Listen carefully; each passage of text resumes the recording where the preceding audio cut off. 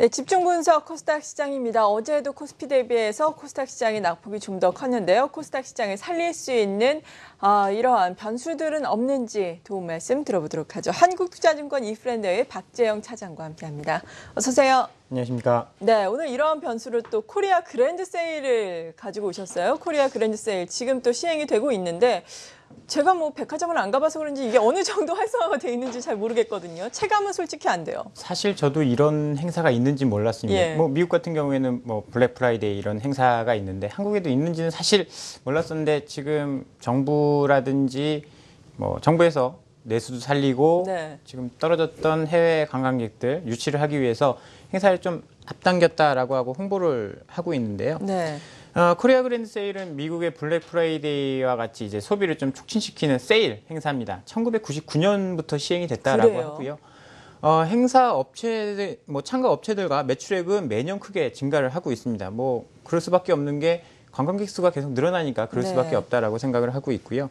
원래 본 행사는 연말 연초에 실시하는데 지금 외국인 관광객 유치와 내수 활성화를 목적으로 올해는 8월 14일부터 10월 30일로 좀 땡겨서 행사를 시행을 하고 있습니다. 기존 행사와 달리 내국인도 할인 대상에 포함이 될 예정으로 있기 때문에요. 많은 관심이 좀 필요할 것 같고요. 작년에 세월호 사건 이후로 지금 내수가 많이 죽었습니다. 그러다가 올해 초에 내수가 살아나고 있는 모습이 조금씩 보였는데 6월 달에 또 메르스 사태로 인해서 내수가 그렇죠. 팍 죽었죠. 그뿐만 아니라 외국인 관광객도 6월 달에 중국인 관광객이 특히 40% 이상 감소하면서 이중고에 시달리고 있는데 하반기 정부는 내수 살리기 그리고 외국인 관광객 유치를 위해서 뭐 노력을 하고 있기 때문에 내수주의 상승으로 이어질 것을 좀 기대를 해볼 수 있을 것 같습니다. 네. 그래서 이제 관련 관련주를 좀 말씀해 드려 보면요. 이 표를 보시면 이제 방한 관광객의 주요 쇼핑 품목을 지금 문화체육관광부에서 고시를 해놓은 건데요. 네. 화장품이 가장 높습니다. 그러네요. 화장품, 의류, 식료품, 신발류 이렇게 순서가 되어 있는데요. 아무래도 중국인 관광객의 영향이 아닌가 싶습니다. 그렇다고 본다면 화장품 관련주에 좀 관심을 더 봐야 할 것 같은데요. 아무래도 이런 행사가 세일을 하는 행사다 보니까 물건은 많이 팔릴 수 있는데 마진은 좀 떨어질 수 있습니다. 안 그래도 그렇겠죠. 아무래도. 그렇죠. 예. 그렇다라고 본다면 물건을 완제품을 판매하는 회사보다는 OEM, ODM 이렇게 원료를 납품하는 회사에 관심을 좀 둘 필요가 있을 것 같습니다. 그쪽 마진율에는 영향이 그렇죠. 없겠네요. 네, 공급하는 데는 영향이 없기 때문에 물량이 늘어나는 효과를 볼 수 있을 것 같습니다. 네. 뭐 코스맥스라든지 콜마, 대봉LS, ACT 이런 원료주 그리고 OEM, ODM 업체에 관심을 좀 가져볼 필요가 있고요. 그리고 또 여행객들이 국내에서 소비를 하면 제품에 부과된 부가가치세를 환급을 받습니다. 이게 텍스 리펀드라고 하는데요. 이 텍스 리펀드와 관련해서도 이 업체들은 환급 금액의 일정 부분을 수수료를 취하기 때문에요. 뭐 환급 금액이 많아질수록 수익은 높아질 수 있습니다. 네. 국내에서는 상장된 업체는 이제 KT의 자회사인 KTS라는 회사가 유일한 회사이기 때문에 수혜를 받을 수 있을 것으로 전망을 하고 있습니다. 네, 그렇군요. 이렇게 코리아 그랜드 세일이 당초보다 앞당겨져서 2달이나 실시가 됨에 따라서 우리가 볼 수 있는 종목군들 이 가운데서 마진의 영향을 받지 않는 기존의 마진을 계속해서 유지할 수 있는 화장품 OEM 업체라든지 그리고 텍스 리펀드 업체에 대해서 말씀해 주셨는데 실제로 요즘 중국 관광객들이 좀 오고 있나요?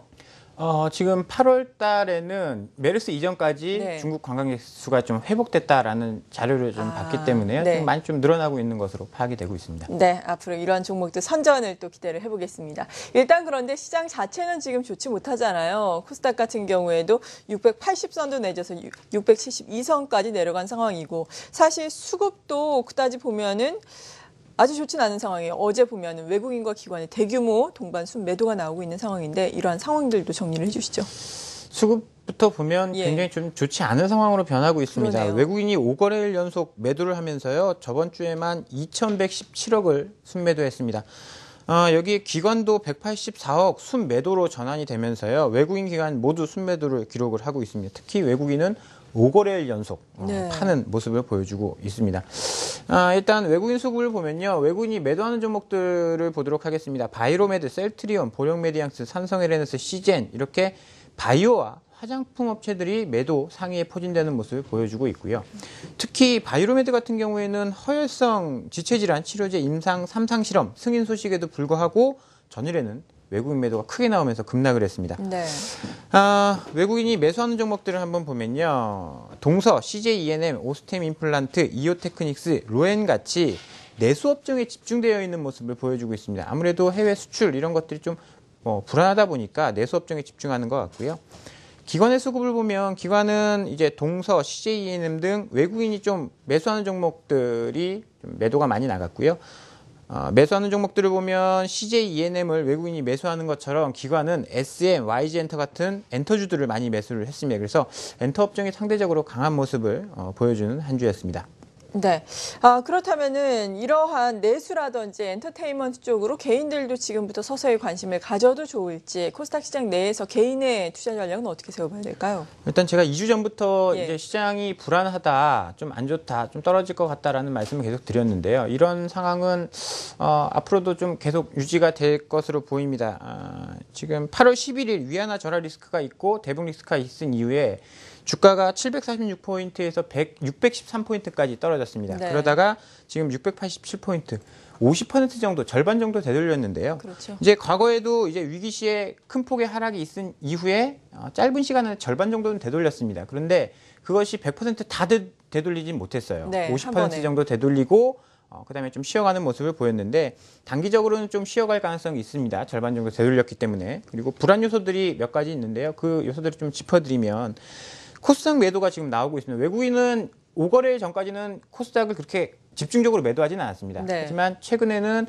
코스피와 함께 코스닥도 같이 매도하는 모습을 보여주고 있기 때문에 주의가 필요하고요. 2주 뒤에 FOMC 회의가 있습니다. 여기서 이제 금리 인상에 대한 불확실성이 해소되기 전까지는 이런 리스크 요인들이 계속 작용을 할 수 있기 때문에요.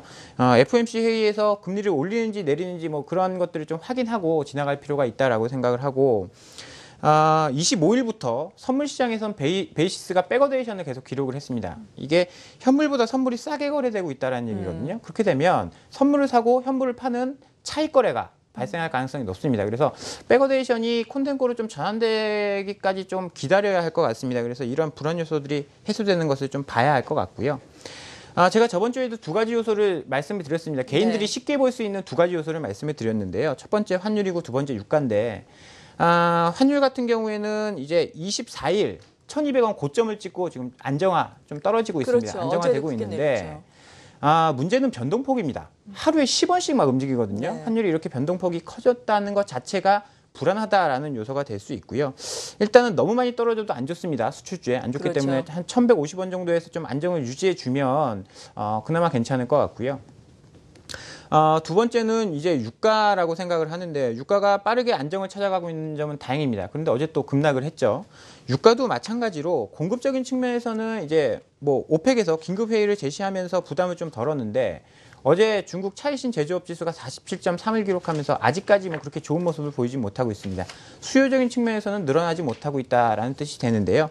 그렇다라고 본다면 이제 유가는 공급에 따라 뉴스플로우를 잘 확인을 하셔야 되고 투기적인 수급에 따라 움직일 가능성이 높기 때문에 변동폭이 커진다는 거 이런 점도 좀 경계를 하셔야 되기 때문에 유가와 환율 두 가지 측면을 주목을 해야 하고요. 전반적으로 아직 공격적으로 코스닥에 진입할 타이밍은 아니다라는 의견을 들어보도록 하겠습니다. 네, 지금도 보수적인 전략이 필요하다라고 말씀을 해주셨네요. 코스닥 시장에 대한 전략 한국투자증권 이프랜드의 박재영 차장으로부터 들어봤습니다. 감사합니다.